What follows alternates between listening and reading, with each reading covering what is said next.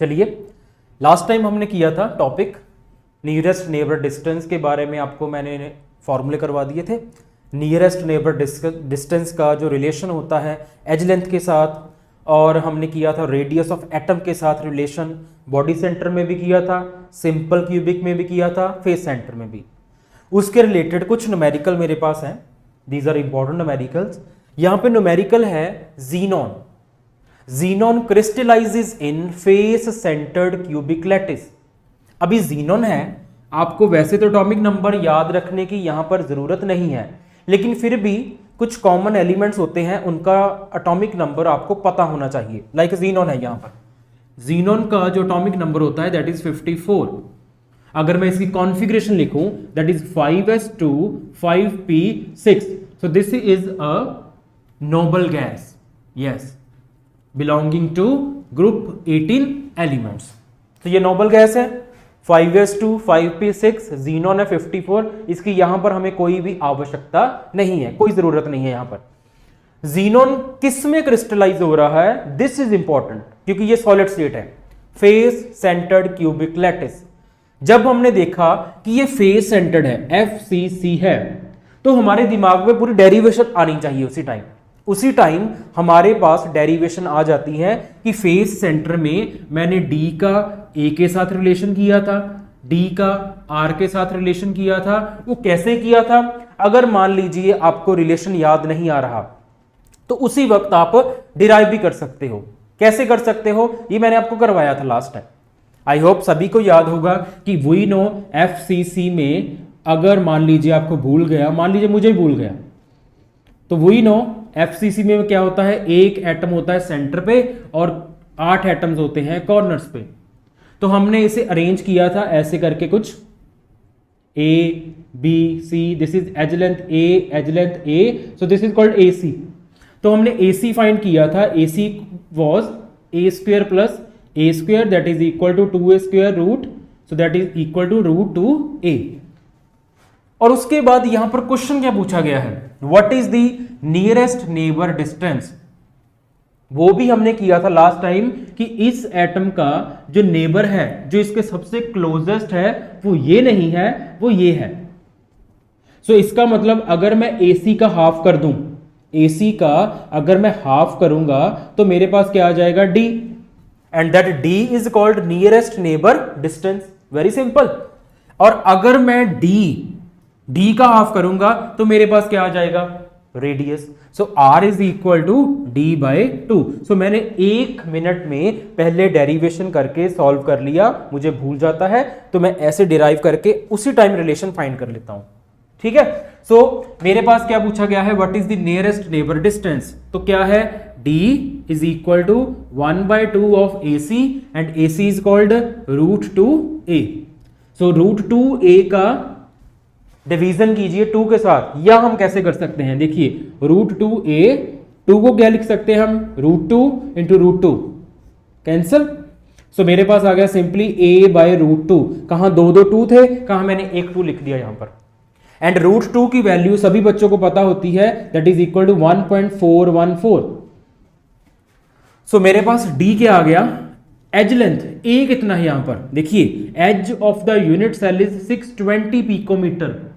So 620 by 1.414 A दिया हुआ है, D फाइंड कर लिया हमने, और यहां से D मेरे पास निकल कर आ रहा है 438.5। This is in picometre. Picometre और मीटर में क्या रिलेशन होता है, आपको अच्छी तरह से पता होना चाहिए। What is the relation between 1 picometre and metre. This is very important, क्योंकि जो P फॉर +2 क्लास हम याद कर लेंगे, P फॉर +2, और जो मीटर में जब हम निकालेंगे तो पिकोमीटर 10⁻⁻12, यहां पर क्या आ जाएगा, मेरे पास मीटर आ जाएगा। ठीक है। सो इजी है यहां पर याद करना, 1 picometre is equal to 10⁻⁻12 metre. फिलहाल अभी हमें ये नहीं चाहिए, अभी नहीं चाहिए। यहां पर आते हैं, अभी हम क्या करेंगे, रेडियस। यस, यहां पर रेडियस पूछा है, रेडियस D का हाफ होगा। सो D का हाफ मींस 438.5 का हाफ। सो सॉल्व करेंगे, जितना भी आंसर होगा वो फिर किसमें आ जाएगा, पिकोमीटर में। सो this is very simple numerical. एक न्यूमेरिकल में आपको एलिमेंट दिया हुआ है, किस में क्रिस्टलाइज हो रहा है ये भी बता दिया गया है।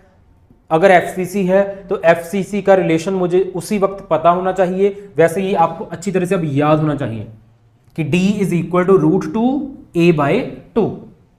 एक और न्यूमेरिकल करेंगे, उसके बाद ये टॉपिक हमारा पूरी तरह से खत्म हो जाएगा। इसके बाद कोई भी ऐसा न्यूमेरिकल नहीं बचेगा जो हमने, किसी टाइप का न्यूमेरिकल नहीं बचेगा जो हमने इस टॉपिक के रिलेटेड या पिछले टॉपिक के रिलेटेड नहीं किया। सो हाफ चैप्टर हमारा जो है वो अभी कंप्लीट होने वाला है। ठीक है, एक और न्यूमेरिकल लिखते हैं। यहां पे न्यूमेरिकल है मेरे पास, second numerical,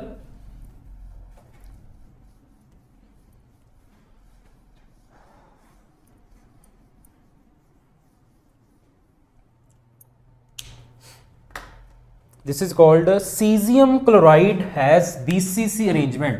Cesium chloride has BCC arrangement and its unit cell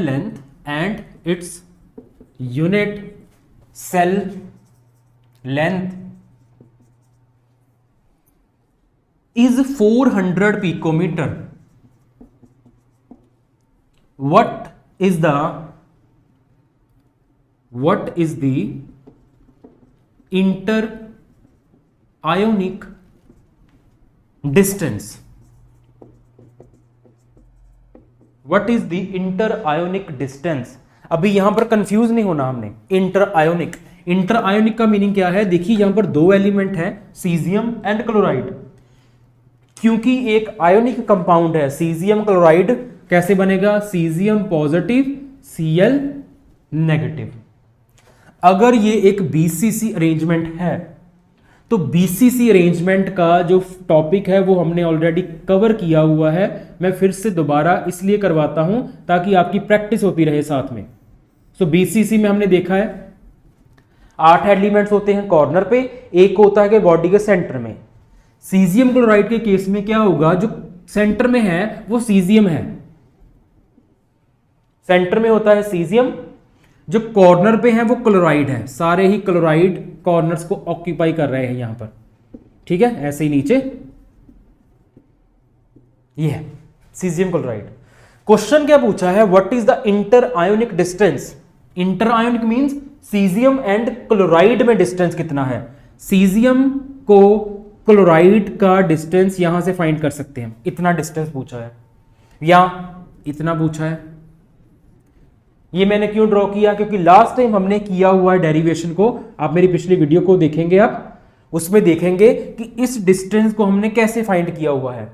this distance was called AB या AD, इसको कुछ भी मान लेते हैं हम। तो हमने last time in BCC we have already found that